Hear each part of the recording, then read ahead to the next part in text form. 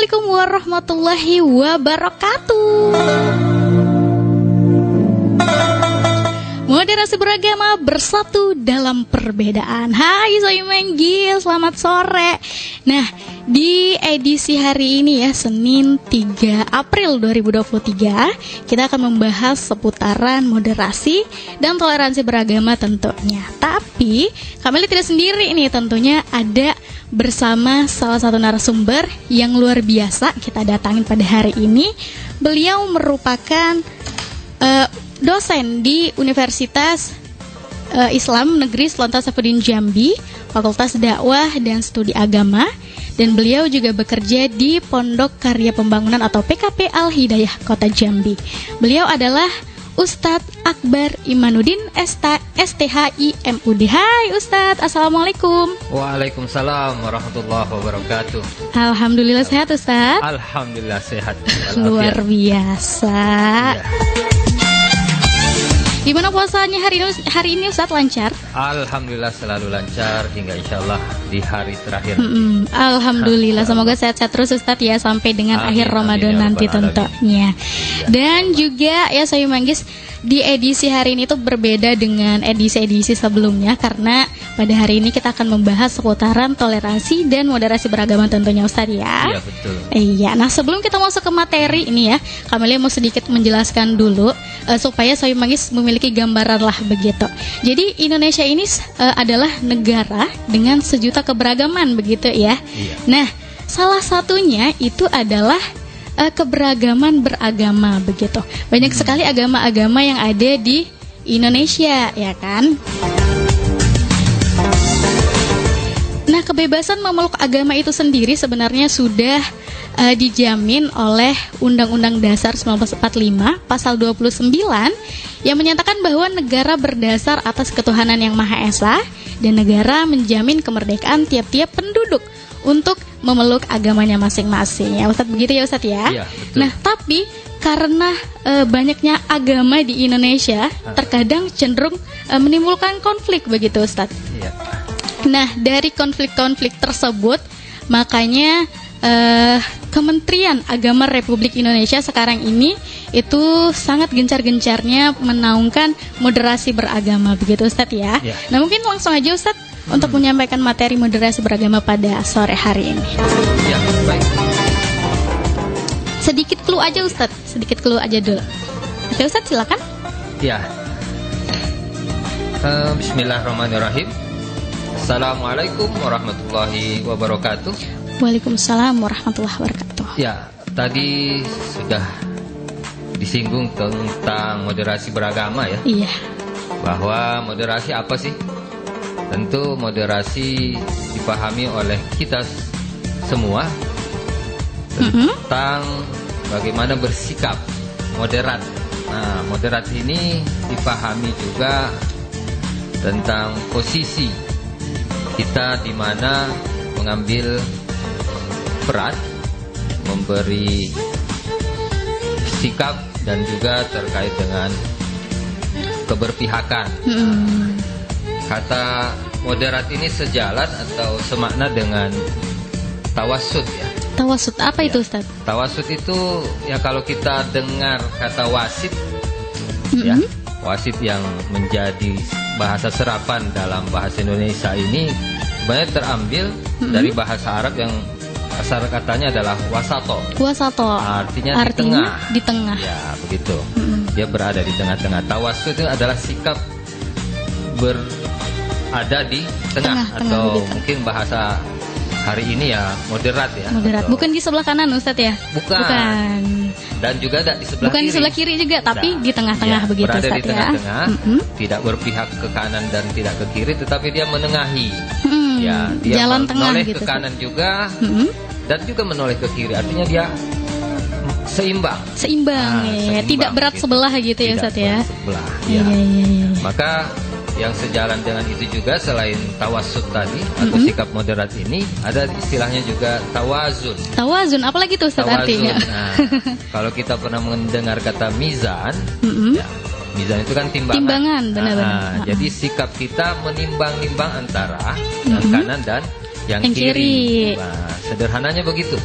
bahwa kita bisa mempertimbangkan kanan dan mempertimbangkan juga yang kiri, tidak berat sebelah. Artinya masih menoleh atau mengambil pertimbangan dari yang ada di kanan atau juga yang berada di kiri. Nah, seperti itu. Nah, kalau tujuannya Ya. sendiri itu untuk apa, Ustadz? Ya ini kan Tujuan dari moderasi beragama yang sedang digencar-gencarkan oleh Kementerian Agama iya. ini. Tentu ini sejalan juga dengan dalil Al-Quran di surah An-Nisa ayat 59 yang bunyinya A'udzubillahi minasyaitonirrajim, Bismillahirrahmanirrahim.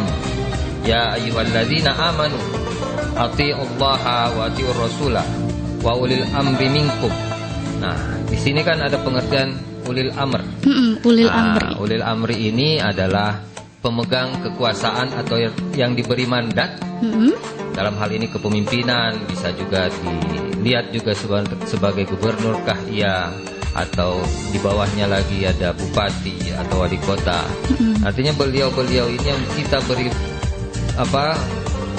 kekuasaan untuk bisa membuat kebijakan, dan kebijakan ini tentu kita sebagai rakyat bertugas atau berkewajiban untuk mengikuti atau menaati apa yang sudah ditentukan. Tentunya peraturan atau kebijakan itu tidak asal buat. Tentu Ada banyak landasannya, pertimbangan. Ustaz, ya? Betul, landasannya. Nah, kebebasan beragama atau moderasi beragama ini sebenarnya sudah sangat lama. Oh, jadi bukan hal yang baru ya. Udah lama Udah gitu ya, lama. Ustadz ya. Bahkan kita sebelum Kalau dari segi lahir. bahasanya mungkin beda ya. Kalau dulu apa, Tat? Kalau dulu ada bahasa toleransi ya. Toleransi. Toleransi.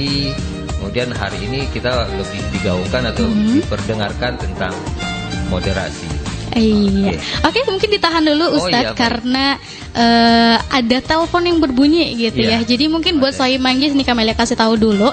Bagi Sohib Manggis yang ingin bertanya seputar moderasi beragama dan udah sedikit diberi gambaran sama Ustadz tadi mengenai moderasi beragama, bisa langsung telepon ke 0741241187 atau Sohib Manggis juga bisa komentar di Facebook kita dan juga di WhatsApp kita ya di 081174515000 tentunya. Tapi sebelum masuk ke pertanyaan, mungkin kita dengerin dulu satu jeda iklan berikut ini. Hai, masih bersama kita tentunya ya di 96 Magis FM bersama Kamelia dan juga Ustadz Akbar Imanuddin di sore hari ini. Nah, buat kamu yang mau request lagu, kita pending dulu requestannya karena hari ini kita bakal membahas seputaran moderasi beragama. Jadi buru langsung di 24187. Halo moderasi beragama. Halo moderasi beragama. Bersatu Mbak Lia. dalam perbedaan gitu Dalam ya. perbedaan ya, betul Mbak. Jargonnya bersatu dalam perbedaan begitu ya. Dalam bersatu dalam perbedaan ya Mbak ya. Iya betul sekali. Mas Agus sehat Mas Agus? Alhamdulillah sehat Mbak. Semua ini lagi pada masak tuayuk goreng tahu ya. Sedap ya untuk buka puasa ya. Bikin Benar-benar. apa? Tahu anu Mbak Lia. Apa tuh? Aku tahu isi loh. gunting. Oh tahu. Ya udah langsung aja nih ke pertanyaannya Mas Agus.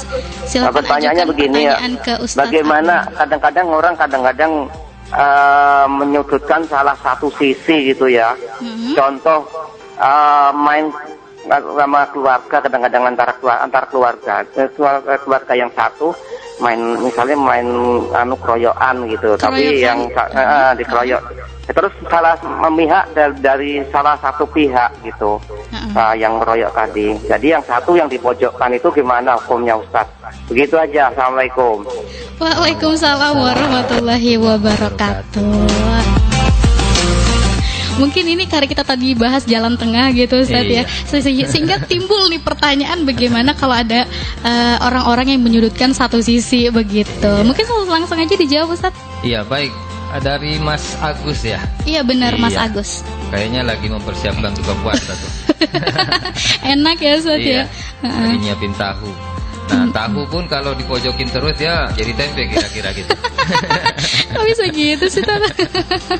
Oke ya, jadi menanggapi pertanyaan dari Mas Agus tadi, kayak mana atau bagaimana kita memisahkan atau bagaimana kita berpihak atau menengahi ya, tepatnya lagi tentang keroyokan dalam satu keluarga itu. Ya tentunya kita sebagai orang yang menengahi juga menanyakan dulu, ya bertanya dulu dasar atau akar masalah dari percekcokan atau pengeroyokan itu. Nah, dari situ kemudian kita tentu punya pertimbangan-pertimbangan. Yang salah tetap kita salahkan dengan memberi nasihat untuk tidak melakukan pengulangan. Sementara yang merasa benar, kita luruskan juga bahwa setiap masalah tidak selalu perlu atau mesti dengan pengeroyokan, atau bahasa kita juga ya main hakim sendiri begitu. Jadi ya insya Allah dengan cara begitu mendamaikan di antara kedua saudara ini, ya mendapatkan pahala juga tentunya, karena tidak terjadi lagi keributan-keributan lanjutan.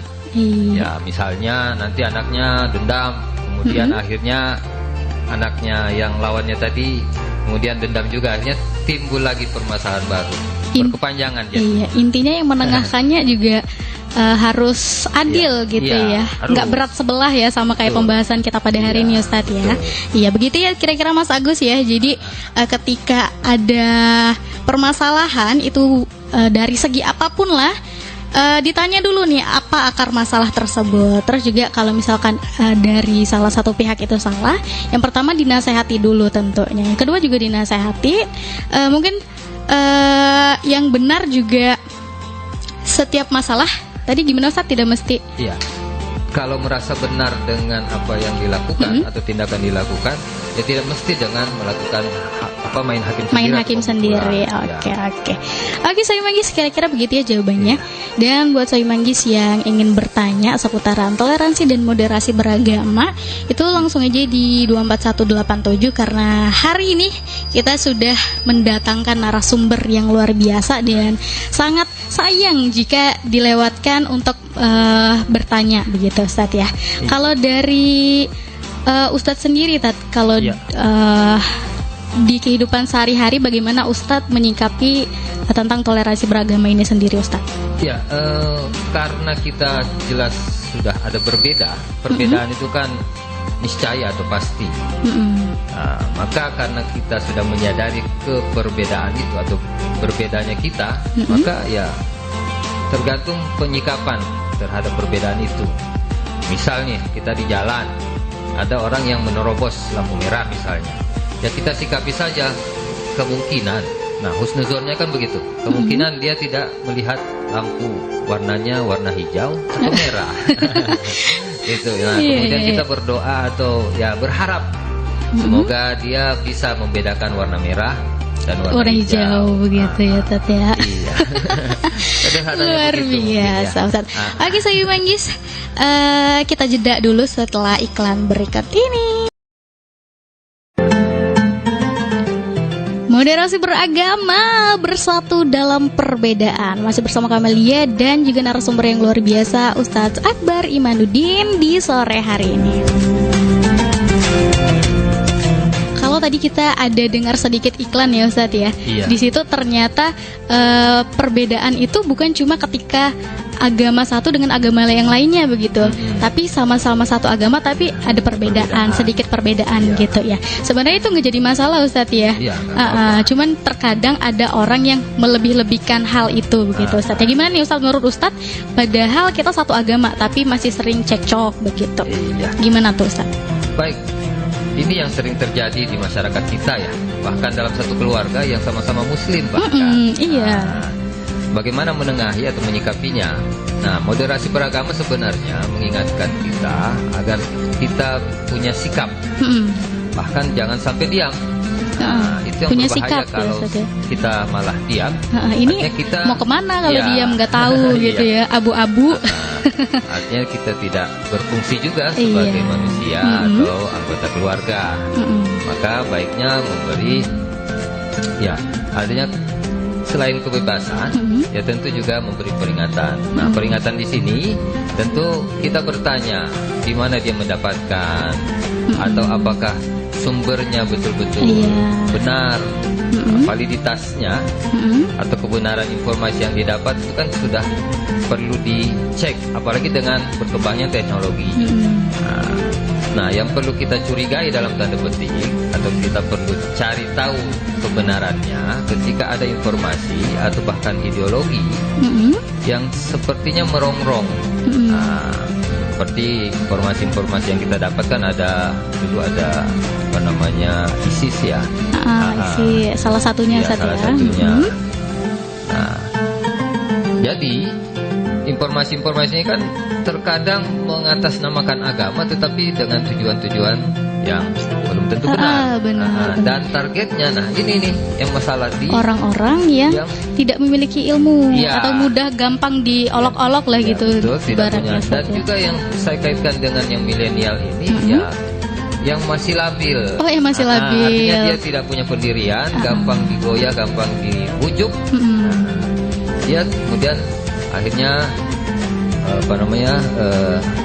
terkontaminasi atau dia terpengaruhi oleh ajakan-ajakan yang belum tentu betul.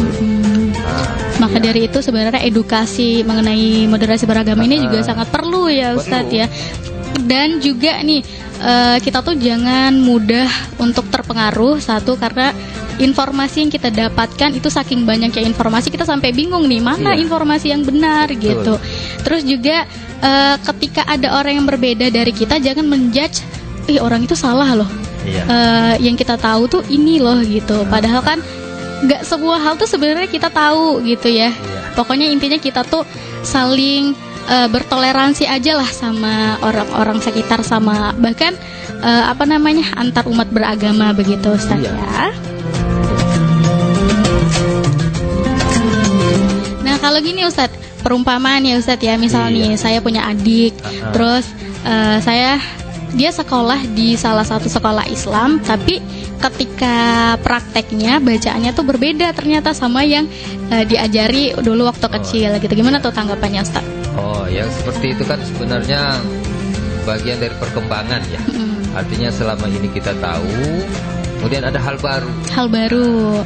Tapi kehati-hatian penting. Artinya kehati-hatian apakah memang yang dipelajari atau yang didapatkan baik di lembaga pendidikan manapun itu, apakah betul rujukannya ataukah betul referensinya? Karena yang sudah kita tahu ada organisasi keagamaan. Nah, apakah itu juga sudah menjadi keyakinan kita untuk kita ikuti? Jadi memang ada ungkapan bahwa perbedaan itu adalah rahmat, dan ini memang disampaikan oleh Nabi Muhammad SAW. Ikhtilafu ummati rahmah. Artinya? Iya, artinya perbedaan di kalangan umat, kata Nabi, itu adalah bentuk atau bagian dari rahmat.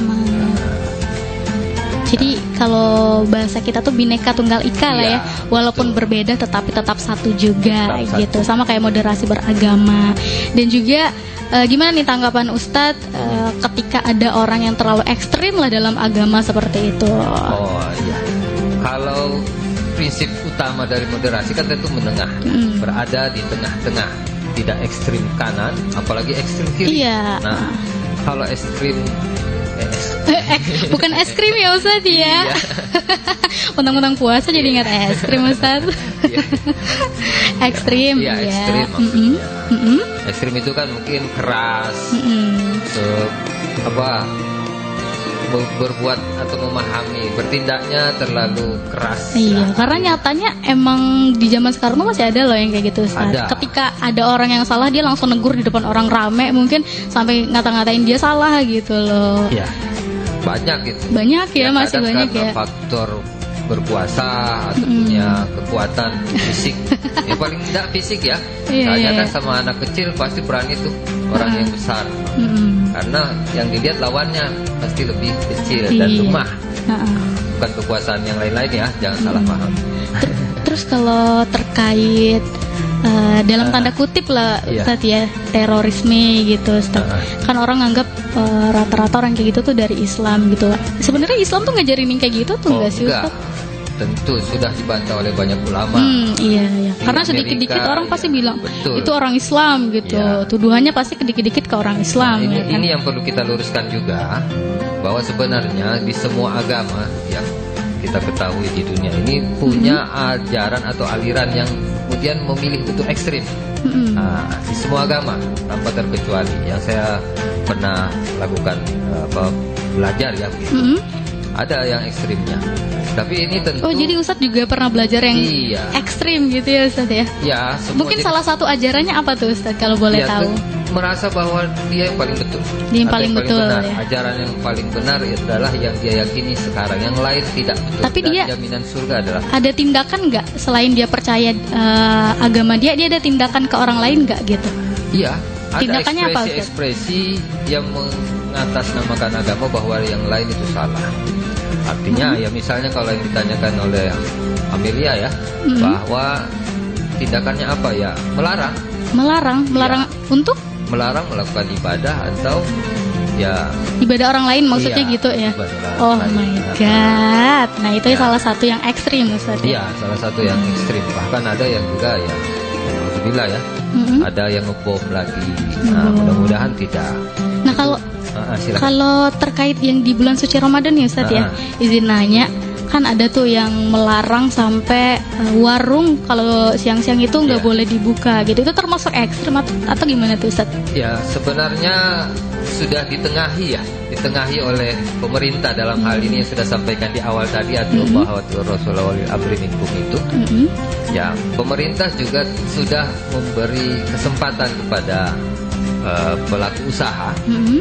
tapi dengan syarat-syarat tertentu ya, misalnya dengan menutup tirai. Iya, itu juga menghormati Iya, ya, artinya bentuk tidak. penghormatan dia kepada umat Islam yang sedang berpuasa gitu Ustadz Iya. ya. Dan juga ya memberi peluang kepada yang memang tidak berpuasa. Iya, iya Ya, benar-benar. kan ada juga tahap, Iya, benar. Kan di Indonesia terutama di Jambi kan nggak semua orang Islam, nggak semua orang Iya. berpuasa begitu ya. Oke Ustadz, mungkin kita akan lanjutkan materi berikutnya. Dan buat saya Manggis yang ingin bertanya, silakan ajukan pertanyaannya di WhatsApp 081174515000 dan bisa langsung telepon aja di 0741241187 setelah jeda iklan berikut ini.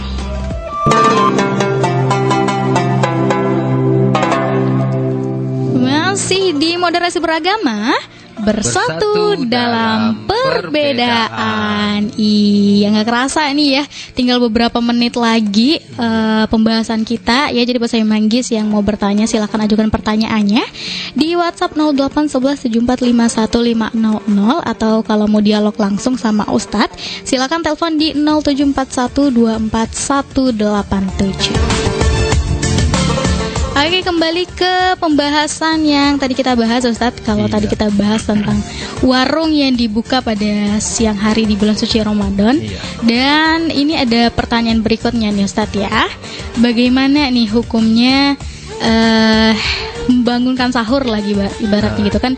Ada agama lainnya mungkin ya yang lagi sedang tidur, terus mereka dengar suara sahur gitu atau terganggu atau gimana gitu Ustadz, gimana nih Ustadz?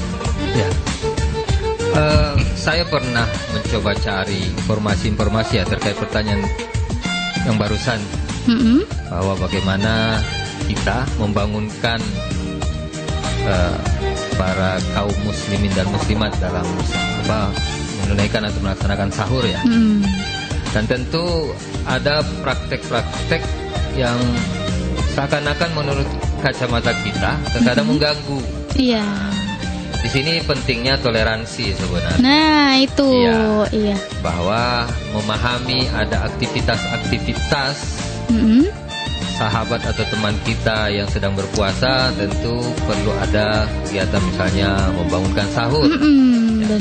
Dengan macam-macam bentuk. Ada yang pakai toa atau toa ya, pengeras suara. Iya, bisa juga sih. Ada juga yang keliling-keliling Iya, ke rumah-rumah pakai gendang-gendang mungkin gitu Ustadz ya. kentongan. Iya benar. Nah, yang salah itu yang perang sarung tuh. Iya, perang sarung. Mudah-mudahan sih nggak terjadi ya. Oh iya, ada pertanyaan. Ada telepon ya? Iya, ada telepon, kita angkat dulu kali ya teleponnya Oh Ustadz iya, ya. Kita silakan. tahan dulu mungkin jawabannya dulu ya. Iya. Oke, saya Manggis.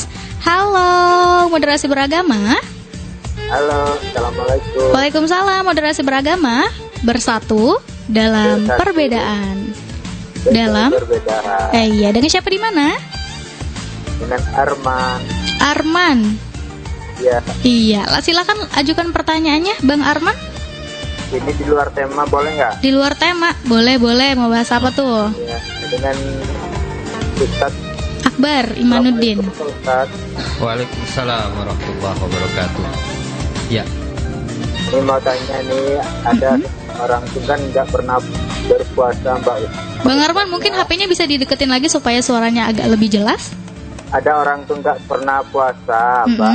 iya. Ya, apakah orang yang tidak pernah puasa itu Apa tuh? sah nggak mengeluarkan zakat fitrahnya? Oh, gitu, sah nggak zakat fitrahnya Padahal begitu yang ya? nggak pernah berpuasa. Iya. Ya, Oke, hanya itu aja, siap. Mbak, ya. Oke, terima kasih Bang Arman. Silakan dijawab Ustadz. Iya. Ada pertanyaan dari Arman. Ada orang nih yang tidak pernah puasa di bulan suci Ramadan, tapi dia bayar zakat. Sah nggak zakatnya begitu? Oh iya. Jadi rukun Islam itu kan ada 5 ya. Betul. Syahadat, kemudian sholat, Zakat, zakat, puasa, dan naik haji. Iya. Jadi kelimanya ini satu paket, nggak bisa milih-milih. rukun wajib Iya. berarti ya. Jadi kalau salah satunya kemudian ditinggalkan, nah karena kalau yang kelima itu kan bagi yang mampu. Iya, bagi yang mampu. Tapi insya Allah untuk syahadat kita sudah. Sholat insya Allah tidak terganggu aktivitasnya. Puasa juga insya Allah hanya 1 bulan selama 12 bulan ya. Benar. Atau dalam 1 tahun itu. Nah kemudian baru menunaikan zakat. Nah sejauh pengetahuan saya Ya. bahwa ya kalau toh nanti dia ada membayar zakat, baiknya memang mengikuti yang rentetan atau rukun-rukun sebelumnya. Ya, kalau tadi kan pertanyaannya bayar zakat, terus untuk apa bayar zakat sementara Dia sendiri nggak ya, puasa. puasanya gitu. tidak, kemudian juga Apalagi sholatnya ya. Jadi ya termasuk sia-sia ketika hanya mengkhususkan bayar zakat. Iya. Ada baiknya biar sempurna dan lengkap, maka ya tunaikanlah semuanya, sholatnya, puasanya, zakatnya, dan terakhir ya haji untuk yang Mampu. Oke, Begitu. seperti itu ya Bang Arman ya, terjawab ya. Oke, ada pertanyaan berikutnya nih Ustadz, langsung aja karena durasi kita tinggal beberapa menit lagi. Ada yang bertanya, Ustadz izin nanya, saya seorang muslim dan tetangga saya non muslim katanya. Terus dan tetangga saya itu memelihara anjing yang sering masuk ke pekarangan rumah. Gimana saya melarangnya, takut najis dan lain-lain kalau kena anak gitu katanya. Oh iya. Oh iya. Tapi ada telepon nih, mungkin kita angkat dulu teleponnya. Iya. Halo, ya terputus. Ya udah, langsung di. Gimana sih saya Manggis? Halo, moderasi beragama. Apa Mbak? Apa? Moderasi beragama bersatu dalam perbedaan. Bersatu dalam apa? Perbedaan. Bersatu dalam perbedaan. Iya, dengan siapa di mana? Ini Arman lagi. Lo, nanya apa Bakung, lagi? dari Bakung. Ya, nanya apa lagi? Ya, Nah, bukan, tadi beda tuh. Oh, tadi beda. Iya, tadi Arman yang lain Oh, lagi. Arman yang beda. Namanya sama. Kirain Arman yang sama. Ya udah, langsung pertanyaannya Bukan, apa? Tadi Arman dari mana tadi? Gak tahu.